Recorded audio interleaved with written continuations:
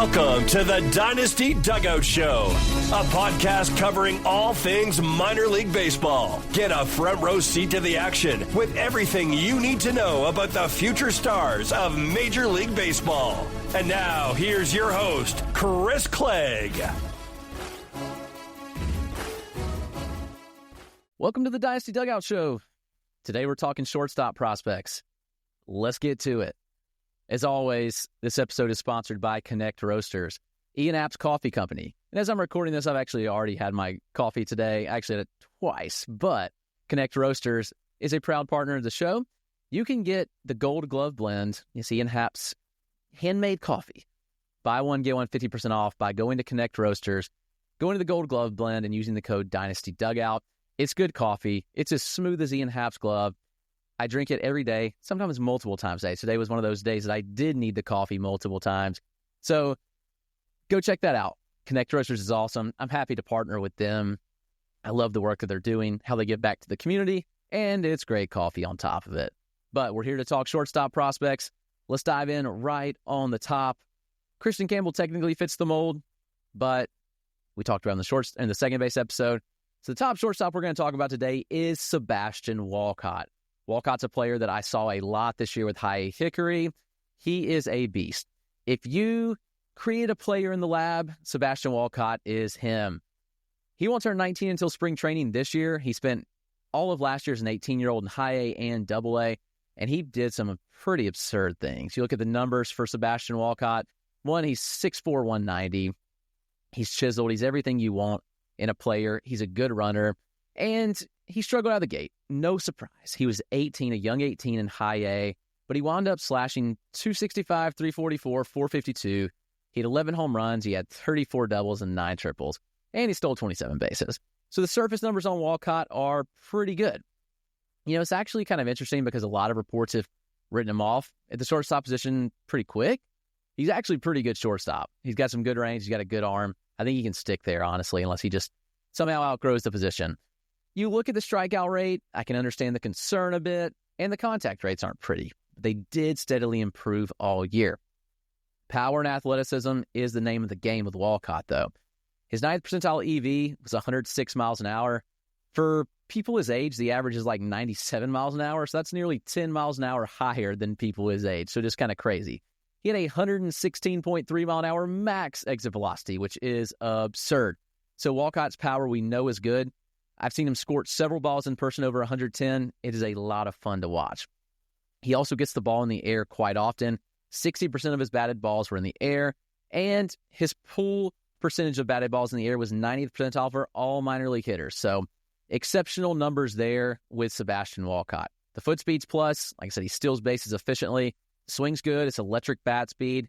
Yes, the swing can get a bit long at times. I saw him get exposed with some breaking balls at other times. But considering he went to Double A this year and handled his own, that's a pretty impressive player. No doubt in my mind. Like, Sebastian Walcott is him. And I'm very excited about the potential here with Walcott. He's the future number 1 overall prospect. Like, if you want to find what a number 1 prospect looks like, this is him. So if you're watching the videos, I've got a lot of film of him from last year. I hope you enjoy. You know, here's the thing. Even if the hit tool doesn't improve an ounce moving forward, and he's a 30-grade hit tool, the skills are going to play, and he's a major league everyday player. That's how good the rest of the skill set is. He's spectacular. I'm excited for Walcott. The next shortstop on the list for me is J.J. Wetherholt.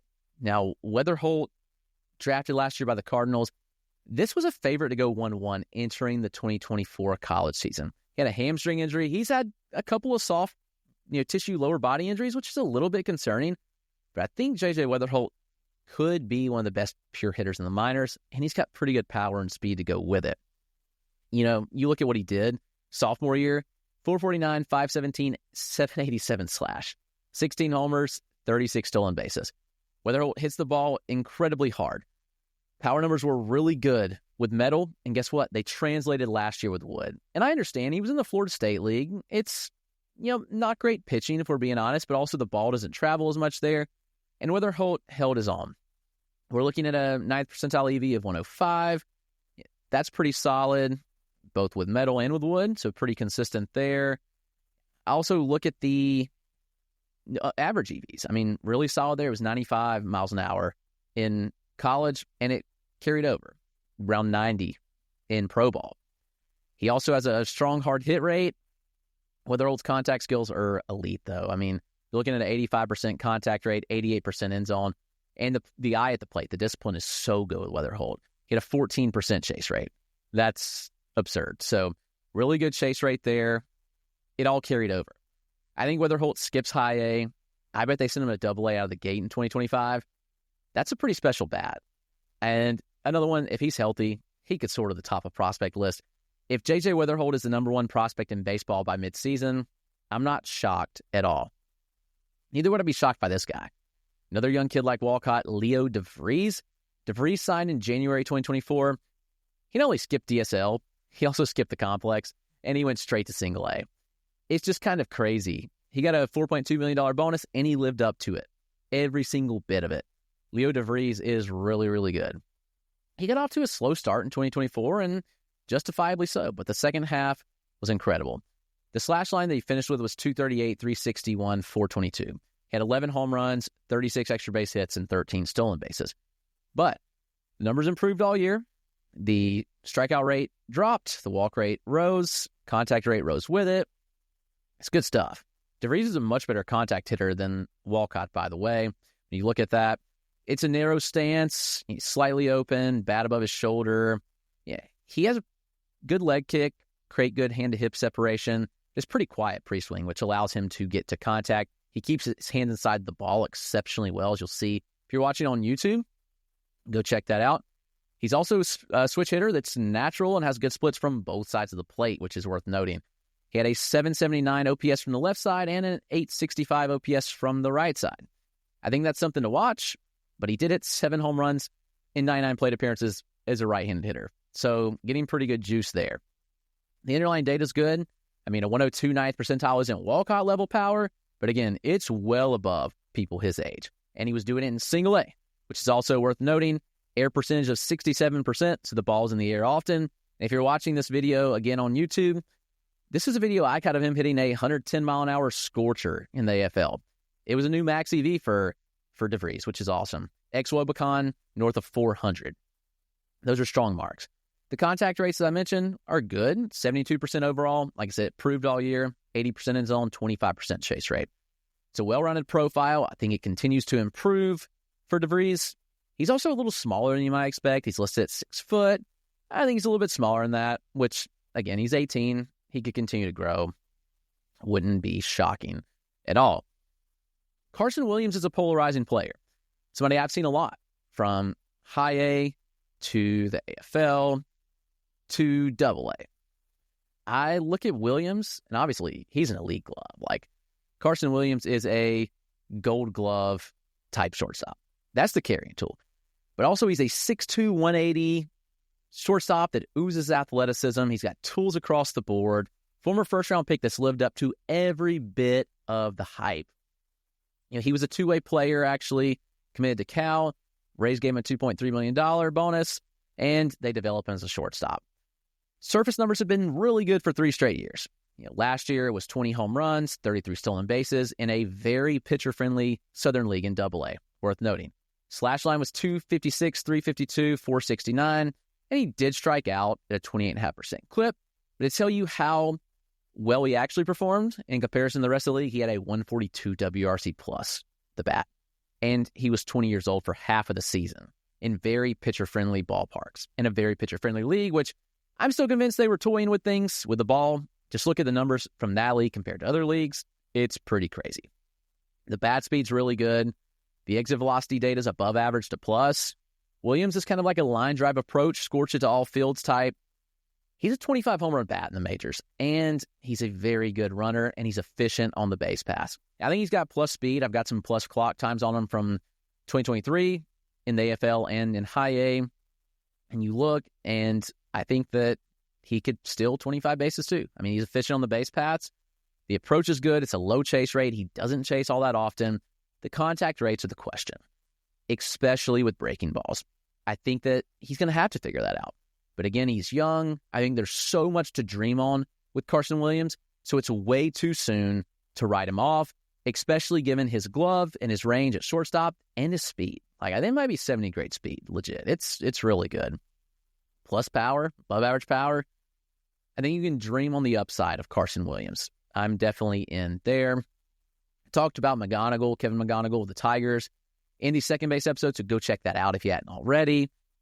Jesus Mate, the most polarizing prospect in baseball. Why? Because everybody's going so high on Jesus Mate. Some people hate it, others love it. I'll tell you, the evaluators that I respect most in this industry are sky high on Jesus Mate. The scouts that you talk to in the industry, and I've built a couple of good connections on that side too, in the international side, they think that this guy could have the most upside of any prospect in baseball. It's a 17-year-old who started playing baseball really late in life. Like, he really got going with baseball at like 14, 15. It's crazy. And yes, it was the DSL, but Jesus Mate, what he did was absurd. Here's my thoughts. You can throw out the surface numbers in the DSL, and I could care less. I don't even have to reference them here.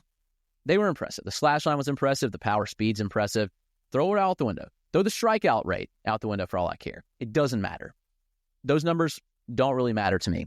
What I'm looking at is the video, and what I'm looking at is the StatCast underlying data. Jesus Mate's combo of StatCast data was the best of any minor league hitter in all the minors, not just the DSL. He had some of the best rookie ball data dating back to Wander Franco. I know that name's forbidden to talk about, but Wander Franco was a superstar in the making. Jesus Mate's data was the best we've seen in rookie ball since Wander Franco. I understand it's a different day and age. We're talking 2024 versus, 2018? Maybe it was 2017. I don't remember off the top of my head. But the combo of skills is elite with Jesus Mate. Everybody knows the data. It's public at this point. No other DSL data is really public at all. But I can tell you, he is elite in every category. A 104 mile an hour 9th percentile exit velocity, 8 miles an hour higher than his age average, elite. The contact skills, he was 88% overall. Look, see the numbers, 88% overall, 91% in zone contact. Guess what? Elite, no matter DSL or not. It was a 15% chase rate, just stupid plate approach, very, very good. I mean, that combo of skills is absurd. You look at some critiques, okay, he hits the ball on the ground a little bit too much, 50% ground ball rate. But here's the good news. Some data that's not been released in the public. 42% of his pulled balls are in the, it was a pretty impressive mark. People say, he needs to optimize more. He doesn't really, actually. We'll see how he adjusts to better pitching. I think he's going to go to single A to start 2025. But Jesus Mate's combo of skills is elite. And when you're hitting the ball that hard, he was up to 109 last year. Pretty crazy. And when you put 42% of your pulled batted balls in the air, it'll absolutely play. That's why he's getting to home runs. He's a plus runner. He's a plus glove at shortstop. He may have plus projectable power already. I mean, his 9th percentile exit velocity was already better than MLB average at 17 years old. The hit tool's pretty dang good, too. It might be plus. I have a hard time arguing against Jesus Mate. I get it. It's the DSL. I understand the argument against it because it was DSL and DSL data. I don't care. I honestly don't. The video, the scout feedback, and the data is absolutely insane. Hard hit rate in here, 50%. Crazy. I mean, he checks every box. My thoughts on the swing are this. I mean, he starts square in the box, maybe slightly a tad open. He uses a toe tap, gets back to square. He creates really good coil and rotation in the box. His hands drop a bit, and he does kind of barrel tip to the sky. And while his hands do move a lot, he stays on plane really well, and he creates good lag in the zone. Hands are super quick. His strong wrist and hands, the whole body creates a super explosive swing. And he's shown the ability to hit home runs to all parts of the field. I mean, he can handle pitches all parts of the zone too. Exceptional barrel control. Jesus Mate. Taxes was taxing. Now taxes is relaxing when you file for free. I can file for free? TurboTax Free Edition. Roughly 37% of filers qualify. Simple Form 1040 returns only. See if you qualify at turbotax.com/free. I can file for free. Now this is taxes. File for free with TurboTax Free Edition and get your maximum refund. No schedules except for Earned Income Tax Credit, Child Tax Credit, and Student Loan Interest. See if you qualify at turbotax.com/free. It's him. You want to talk about another polarizing player? Let's do it. Marcelo Mayer checks in as my 8th-ranked shortstop prospect. May seem low, but he's still like a top 30 prospect for me. And I actually think I'm one of the higher people on Marcelo Mayer at this point outside a big industry list. I mean, the reality is, like, I had Mayer really early in his career. I had him in Greenville pretty much out of the gate. I was low on him. Everybody's screaming this is a top prospect in baseball. And I was like, no, it's not. Like, everything Marcelo Mayer was billed to be, he really wasn't. He was billed as like a plus shortstop with a plus hit tool. He's kind of the opposite of that. We've seen the exit velocities improve every year. It's plus power at this point, if we're being honest. I mean, Mayer maxed out at 115 last year. He had a 106.5 mile an hour 9th percentile EV. Like, those marks are really, really good. Those are plus by MLB standards. Also, worth noting, Marcelo Mayer was 21 last year, and he was doing that. So the power growth, the bat speed, all those things are very, very notable. It's a strong frame. He's 6'3", 188 list. I mean, maybe 6'2", but he's strong, very strong frame. Here's the issue. Billed as a plus hitter, contact skills haven't reflected that at all and haven't at any point in his pro career. There's been, a little bit of improvements. He had a 72% contact rate last year, 80% end zone contact last year. I mean, those are fine. Actually, he handles fastballs exceptionally well. It was a contact rate against fastballs upper 80% range, like 88% against fastballs. Really, really good. Swift rate on breaking balls was near 50%, though. And that's a struggle that I've noted for a long time. People were like, oh, whatever, like early on in his career when he was in high A. But he was, as pitchers got the scouting report on him, he was getting thrown these curveballs and sliders to his back foot over and over and over. And he couldn't touch them. He chased a pretty substantial mark early on. It's cleaned up. I think he was around a 26% chase last year, which is a good mark. That's a fine mark and will play. But here's the reality. His athleticism's below average. He's a below average runner. He's good at shortstop. Like, I'd say he's like an average shortstop. They're already talking about moving him off, getting him experience at other spots. I think that's kind of telling for a 21, 22-year-old. He's going to get reps at second and third base. I've got some good highlights of him in the field. I mean, he's made some good plays, but the athleticism just isn't there like I think they hoped. The hit tool wasn't there how they hoped. He's got to clean up against breaking balls, but the power is legit. It's plus power.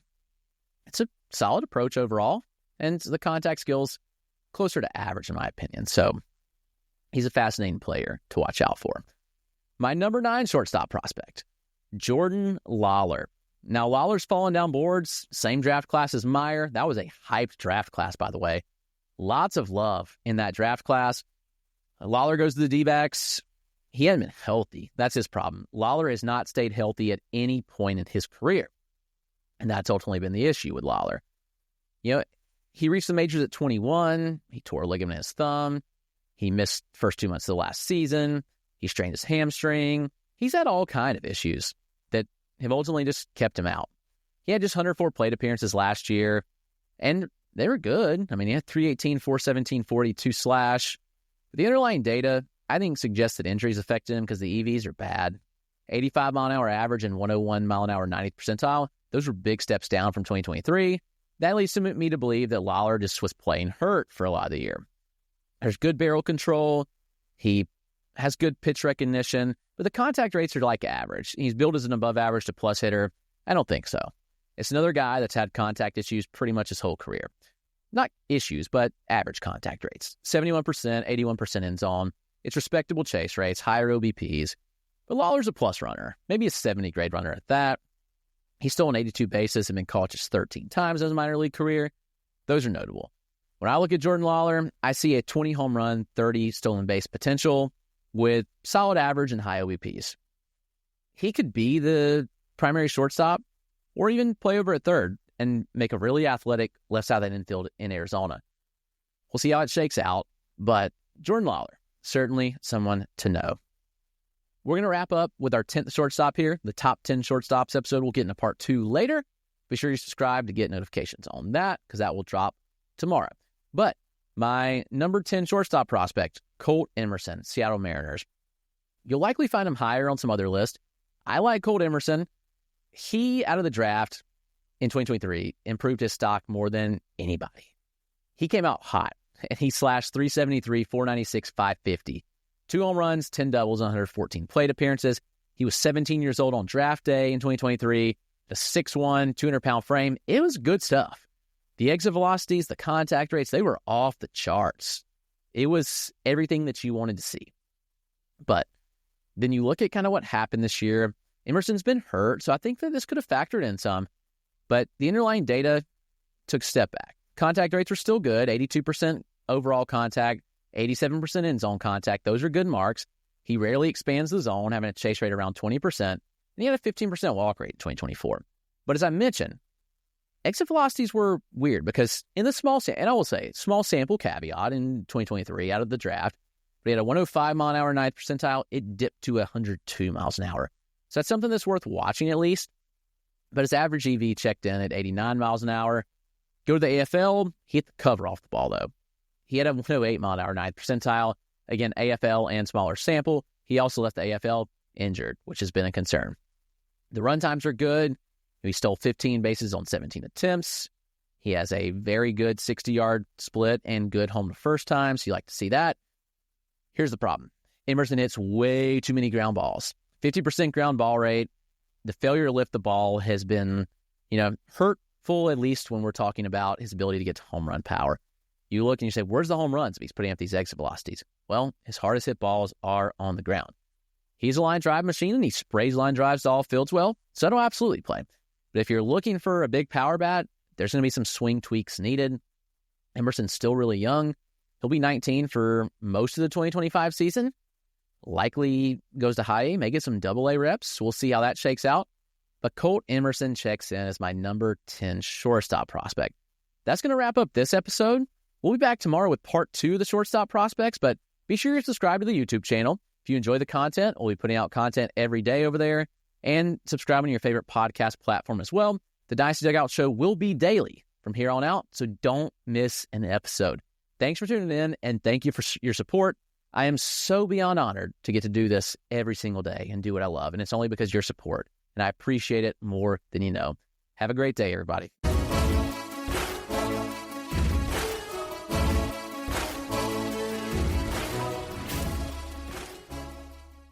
Taxes was taxing. Now taxes is relaxing when you file for free. I can file for free? TurboTax Free Edition. Roughly 37% of filers qualify. Simple Form 1040 returns only. See if you qualify at turbotax.com/free. I can file for free. Now this is taxes. File for free with TurboTax Free Edition and get your maximum refund. No schedules except for earned income tax credit, child tax credit, and student loan interest. See if you qualify at turbotax.com/free.